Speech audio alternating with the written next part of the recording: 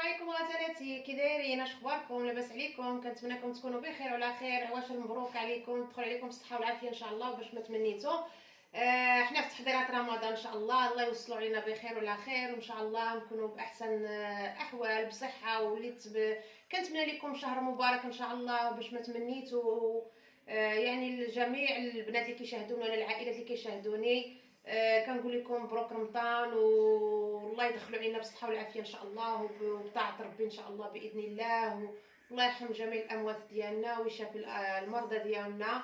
وكما العاده يعني دائما كنبارطاجي معكم الحياه، يعني بعد ماشي ما كنبارطاجيو كاع الحياه اليوميه ديالنا، ولكن كنحاولوا اننا نتقاسموا الحياه ديالنا معكم وكنتوانسوا في اليوتيوب. يعني هي العائله ديالنا الثانيه، وداك على داكشي كنبقاو نكونوا دائما اوني تروز اتاشي لهذا اليوتيوب باش كنحسوا يعني بهكا في الغربه كيعمر علينا الوقت وبزاف د الحوايج. فلذا كان اليوم خرجنا انا والوالده، كما على بالكم راك شفتوا في الفيديوهات السابقه. الوالده هذا العام ان شاء الله دوز معايا رمضان، فخرجت انا والوالده قضينا بعض الاغراض بحال هكا، جبنا الوليدات من المدرسه. يعني كنخرجها مره واخا ما كتقدرش تمشي، حيت المدينه اللي ساكنه فيها انا فيها العقابي بزاف، فيها لي مونطي، ومن بعد كيجينا شويه صعيب باش نخرجوا. يعني كنخرجوا مره بحال هكا الا عندنا شي حاجه نقضيو اغراض وداكشي. فاليوم ديت انا وياها مشينا للسوبر مارشي، تقدينا بعض المشتريات كنقضيها للدار، اللي ديجا حنا تقدينا النص الاولاني ديجا تقديتو قبل. ودابا زدت الحوايج اللي باقيين خاصيني ومازال، يعني كاين بزاف د الحوايج ماشي كلشي جبناه، يعني ما تقدريش تجيبي كلشي بدقه واحده، يعني بشويه. حنا داكشي اللي قدينا عليه اليوم جبناه. حنا جبنا غير النعناع، غنشارك معكم يعني بعض المشتريات. جبنا النعناع بحكم النعناع ديال المغرب صافي تقادا عليا النعناع ديال المغرب، عمرنا به اتاي وداكشي. هنا جبنا النعناع هنايا ربيطات بحال هكا نديرو بهم اتاي، باسكو حنا اتاي ما كنستغناوش عليه. اتاي كي جابتو لي الوالده دونك النعناع جبناه هنا. انا غادي نوريكم بعض المشتريات اللي شرينا هنايا. شريت البابي فيلم، كنحتاجو بزاف في رمضان، كناخذ الكرون فورما. هنا خديت غير ان طورشون البوطاجي خديناه، وهنا كشاكم لي صاف الكوبال. هنايا عندي لي كيردون، هذا اللي خديت في الاول. هنا خديت لا فارين، كما تشوفوا معايا خديت 5 كيلو، باسكو كتعرفوا في رمضان كنبغيو نديرو بالطيبيطات، نبغيو نديرو مسمنات، نبغيو نديرو بزاف د الحوايج.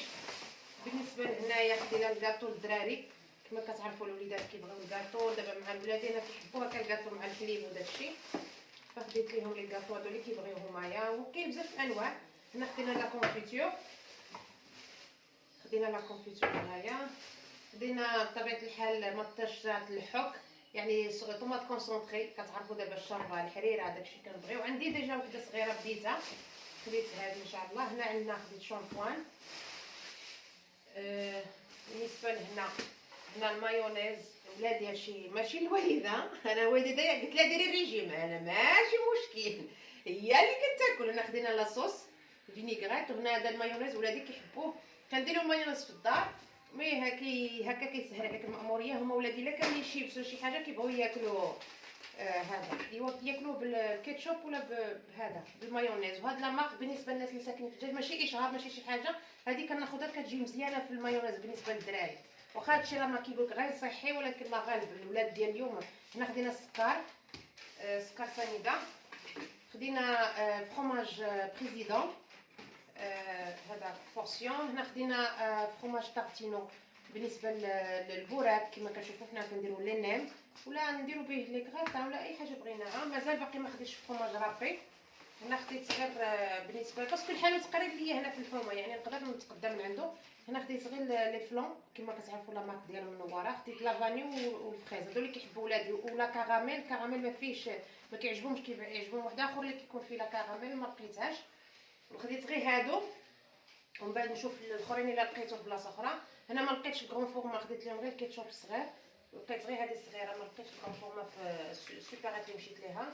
هنا بالنسبه لهذا جوست الياغورت، هذا الياغورت هنايا الفلون باناكوتا. هذا الفرomاج فري كتاخذ الوالده في الفطور كنعطي ليها. هذا هنايا الفرomاج. هنا هذا لانشون كاش، حنا نقولوا الكاشير وما يقولوا هنا لانشون ديال الدجاج، كيبغيو ولادي في لي ساندويتش. كما كتعرفوا دابا مع رمضان كيجيك صعيب، الوليدات بحال هكا ملي كيبغيو ياخذوا ساندويتشات وشي حاجه، يعني كيجيك مأموريه ساهله، كديري ليهم ساندويتش وشي حاجه باش يتغداو، ما تقدرش تخليهم لا جورني ما صايماش. انا عندي وليداتي الصغار جوج اللي ما غيصوموش. بالنسبه للكبيبره راه غتصوم ان شاء الله باذن الله. هنا خديت اكتيفيا سيترون ليا هذا الراجل اللي كيبغي اكتيفيا. هنا خديت ثاني شوكولا. شنو اخر خدينا هنا بلاتي البطاط هادو باش ما يطيحوش عليا. هنا خديت سانيبون ساني كخوا للدار. هذا البرودوي ديال سوبلين لا ماشين لافي. اريال ديجا خديتو اون افونس. هنا خديت الزيت خديت شنو ثاني اخر. هنا خدينا غير 6. هنا خدينا الدجاج واللحم معايا هنايا بلا ما راه كتسمعوا الصداع حيت الوالده مع الدراري كيبرزطوها. هنا باقي ساشيه اخرى بسم الله. هنا باقي هنايا ساشيه اخرى. خديت هنايا كسكسو بحكم دابا غدا ان شاء الله الجمعه. الفيديو دا كنصور لكم يوم الخميس ان شاء الله. ما على باليش وقتاش غادي نمونطيو ونلوحو باسكو راه كتعرفوا دابا الوقت كتكون ضيقه مع الوليدات وبيانتو لي فاكونس. غير خليو على الله صافي. باز الامهات سورتو رمضان عاطينهم 15 يوم الاولى فاكونس التعليم. حنا غير الله يدير لنا تاويت الخير وصافي. هنا خديت شويه الجنجلان بغيت نزيدو بالصفوف ان شاء الله. غنشارك معكم الصفوف. انايا جابتو الوالده من المغرب نقاو ليا الزنجلان نقاو ليا داكشي كلشي الحوال ديالو. بقى هنا غير نخلطو. فجبت هنايا شويه الجنجلان بحال هكا باش غادي نقيه ونلوحو فيه هكا حبوب وزيت اللوز باش نقيه فيه. هنا خديت الروز هذا ايتوفي. هنا خدينا الروز ابيض. نقدروا نديروا للوليدات كيبغيو بالحليب ولا ندوروا به الحريره. قالت لي ماما كدور به الحريره. خديناه. خدينا الشعريه. ديجا عندي الشعريه عندي اون بواط هنا عامره زدت هذه سي جامي نحتاجوها. هنا خديت حنا ما عندناش كنور. عندنا هنا في الجزائر عندنا جامبو دجاج وبولي. وهذا خديت انا دجاج. يعني كاين الناس اللي ما كتحبوش ما كتبغيش ديرو ولكن باقي كتبغي تبني به بحال هكا. هنا خديت لا لوفور ديجا عندي زدت شويه هنايا. كيكونوا عندي حيت انا دائما هادشي كيكون عندي في الدار غير ملي كيبدا ينقص كنزيد. هنا خدينا الحمص غادي نرطبوه ان شاء الله الحريره مغربيه. خدينا شويه العدس باسكو غنوعو ما يمكنش غدير غير الحريره. غناخذوا شويه الحريره شويه العدس شويه كنبدلوا شويه الحريره شويه العدس شويه الحريره شويه الشوربه لي سوب لي فولوتي. يعني انا كنوع في رمضان. نقول لكم صراحه انا ما كنديرش غير الحريره ولادي كيبغيوها. كندير الحريره كندير الشربات الفريك ديالهم هنايا ديال الجزائر عندهم الفريك كنديرها. ما كيبغيهاش راجلي بزاف حيت كتنفخوا على ولد المصران. كنديرها مره ولا جوج. كندير الحريره بزاف. ندير الشوربه ندير شوربه الفيرميسيل ندير لي فولوتي ندير الشوربات الخضراء. يعني بزاف كنوعوا شويه هكا باش ان شاء الله يدوز هذا رمضان ان شاء الله بخير وعلى خير. المهم بالنسبه لدابا هادو هما المشتريات اللي شريت دابا. التقضيه هكا كنبداو تحضيرات رمضان ان شاء الله. وهادشي اللي كاين بارطاجيت معكم. مازال غنزيد نبارطاجي معكم حوايج اخرين الا شريتهم ان شاء الله. وغادي نحدث لكم الفيديو بالنسبه لليوم باسكو غيكون عامر. غادي نشوف على حساب الا كان الفيديو طويل غادي نقص منه. ما كانش فيديو طويل فغنزيد لكم معاه الصفوف. غادي نخلطو قدامكم نوريه لكم. انا الصفوف ديجا بارطاجيتهم معكم في القناه. اللي بغى يدخل القناه ديالي مروكن وايف نيجيريا غتلقاو فيها الصفوف ديجا تقاسمتو معكم في رمضان اللي فات. يعني نفس الطريقه. هذا دابا جابتو ليا الوالده واجد غنوريكم كيفاش غنحركوه ان شاء الله. وهنايا كما وعدتكم محبوباتي قلت لكم غنشاركوا معكم الصفوف ديال هذا رمضان ان شاء الله. كما كتشوفوا معايا هنا كاين المقادير ديال الصفوف. انا غتقول لكم الوالده غادي تقولي لي شنو هنايا في المقادير. دايره كيلو ونص ديال اللوز. هنا كاين كيلو ونص ديال اللوز اللي كتجيبوه كتسلقوه. المهم طريقه التحضير راه كاينه عندي في القناه الا بغيتو تدخلوا تشوفوها. بالنسبه لهاد الكميه اللي عندنا هنايا يعني كل واحد على حسب المجهود ديالو. هنا دايره الوالده كيلو ونص ديال اللوز كيلو ونص ديال الجنجلان. كيلو ونص الجنجلان بطبيعه الحال كتجيبوه كتغسلوه كتنشروه تينشف وتنقيوه وعاد كتحمروه وكطحنوه. كيلو ونص قلنا اللوز. غنعطيكم انا المقادير اللي درت هنا. كيلو ونص اللوز كيلو ونص ديال الجنجلان.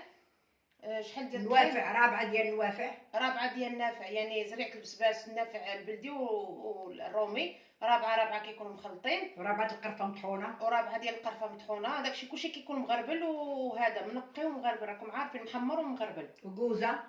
وكوزه وحده حتى هي كتدقيها وكتزيديها. شنو اخر دابا والطحين كيلو ديال الطحين حرقتهم. الطحين كناخذوا 2 كيلو ديال الفورس كنصيفطوهم حنا للفران على برا. عندنا الفران على برا ولا الا عندك في الدار كتحرقيهم ولا ديريهم في كوكوط اللي كتكون ثقيله. كتبقاي تديهم وتجيبهم بحال كتحمري الجنجان داكشي ولكن ترديهم معاهم الباب الا باش ما يتحرقش. كل ما تحرق بزاف ولا لا كولور ديالو فونسي كيجي مر. كيطلق واحد المروره في الصفوف، لذلك غتخليوه شويه يكون هكا غير بحال اللون ديال القهوه بارد، ومن بعد كتغربلوه باش ما يبقاش مكور. دابا هادو هما المقادير كلهم. هنا زدنا فيه واحد شويه ديال اللوز اللي مقلي، غير اللوز هكا مفسخ ومقلي كما كتشوفوا معايا هكا، كيبقى كروكون داخل. هنا انا غنزيد فيه دابا هنايا باش غنكملوا طريقه التحضير. هنا درت واحد شويه، عندنا نص كيلو ديال اللوز اللي جبتو حتى هويا وفسختو، يعني قشرتو سلقتو قشرتو قليناه في الزيت بارد، ومن بعد طحناه هكا غوسيامون باش ملي تبداي تاكلي في السفوف كتحسي بداك داك الكروكون تاع اللوز، كيبقى يطرطق هكا في سنانك كما كتشوفوا كيجي كيزيدو بنا. هنا غادي نزيدو اللوز بحال هكا، غادي نزيد اللوز هكا حبيبات كما كتشوفوا بحال هكا باش ديكورو بهم، وتقدر تخليهم في الاخر وديكورو بهم، حيت كاين اللي كيبغي السفوف يكون بزاف فازق، يعني كيكون بزاف داير ليه ليدان، وكنديروا ليه الزبده باش كنجمعوه. كيبغي يكون شويه بحال كيديروه بحال المربعات، كيجي بحال المقروط. وكاين اللي كيبغي يخليه شويه ناشفه كيديروا في الزلايف ياكلوه. بالنسبه لينا حنا كنبغيو شويه ناشف، ما كنبغيوش هكا كيكون عامر بليدام، وتا الزيت وداكشي مضر للصحه. انا غندير شويه ديال اللوز هكا خليته هكا صاين طريفات. غادي نزيد معايا الجنجلان،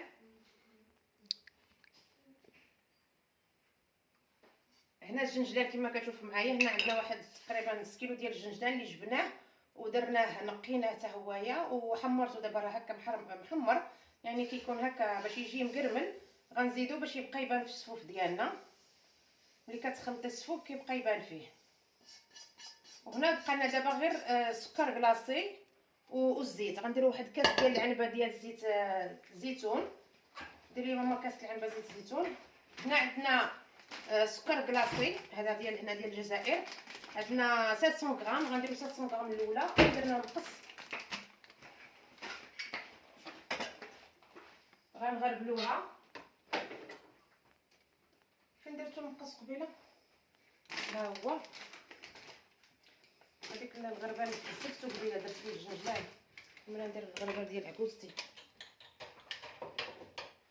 غندير هنا في الغربه، غندير 700 غرام في الاول، ومن بعد عاد ندوقو نشوفوا على حساب الحلاوه، كل واحد على حساب الحلاوه. كاين اللي كيبغي يكون حلو وكاين اللي كيبغي يكون شويه ناقص في الحلاوه. دابا كتشوفوا معايا انا غادي نغربل هذا السكر كلاصي وغادي نرجع لكم.